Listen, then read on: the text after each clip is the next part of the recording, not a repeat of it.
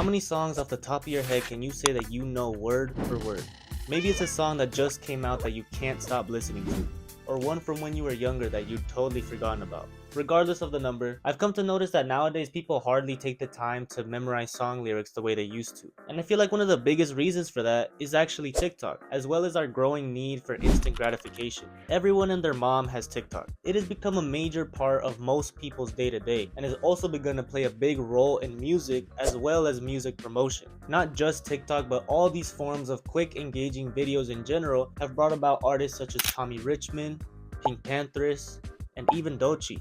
From trending sounds to creating moments in music, short form videos have quickly become the go-to way of promoting music. Everyone wants to have a trending sound on TikTok, Reels, or Shorts, and everyone wants to have that extra boost in attention for their projects. But with all that attention comes a catch. Since a majority of the time a song that gets popular on TikTok is only known for a 10-second snippet, it doesn't really allow for people to get to know the song in its entirety. A lot of the time what happens when these songs get popular on TikTok is that they're played into the ground. They get played so often that people only get familiar with that 10-second snippet of the song. And before you know it, the song is overplayed and people don't take the time to learn the rest of the song. They're only familiar with that one hook or chorus that was trending for a week straight. I feel like while this sort of virality could be seen as sort of a gift, it could just as easily become a curse. Because on one hand, you have all these new eyes on your song, but on the other hand, people don't actually know any of the lyrics to the rest of the song. Now you got these shows full of people watching you perform,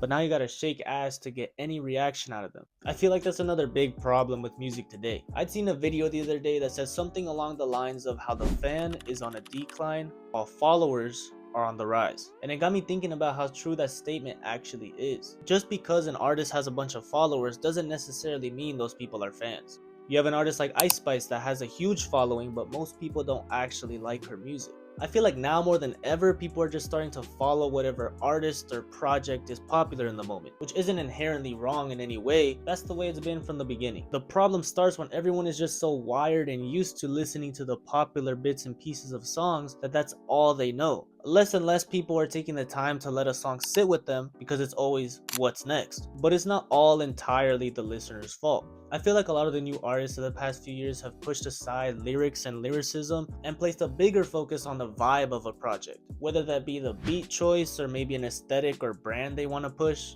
I noticed that newer artists or even already established ones will place focus on crazy beats and production that catch people's attention, whether that be sampling the lyrics of an older song or maybe a few standout lyrics that make people say, unfortunately, that's a bar. Laser Dim, for example, is not the greatest when it comes to lyrical content, but people like him because of the vibe he puts out and his outrageous one-liners. That's what people end up remembering, not the songs, the moments attached to them. So by the end of it, people only remember single lines instead of entire songs. This is especially evident at concerts. More and more, we're starting to see how this stuff plays out, where people only know the most popular or talked about lyric in the song, then for the rest of the show are completely quiet. Half of the experience of being at a concert is hearing the crowd as well as the artist. Most of the concerts that are considered the best have people screaming the lyrics word for word and the energy that comes with it. So there's nothing worse than being at a concert screaming the lyrics and all of a sudden the whole crowd goes silent and you're the only one singing. While this is a problem that affects a lot of artists today, there are a few that have the opposite effect. Artists like Bruno Mars, Tyler the Creator, Kendrick Lamar will always have shows where people know the songs front to back. Tyler the Creator shows have some of the loudest crowds. Kendrick at the Pop Out show is just crazy. He had the whole arena singing every lyric, bar for bar, especially Bruno Mars. I feel like every song that guy makes is an instant hit and everyone knows the lyrics. Die with a Smile? Locked Out of Heaven? And I feel like that's one of the signs of a good artist if you make people want to learn the lyrics to your songs. Having people remember every word to your song is probably the hardest thing to do nowadays. So people that are able to do so deserve all the recognition they get. Because nowadays most new artists enter the scene and are just as quickly forgotten. And by the end of it, all they have to their name is a trending sound to a song no one knows the lyrics to.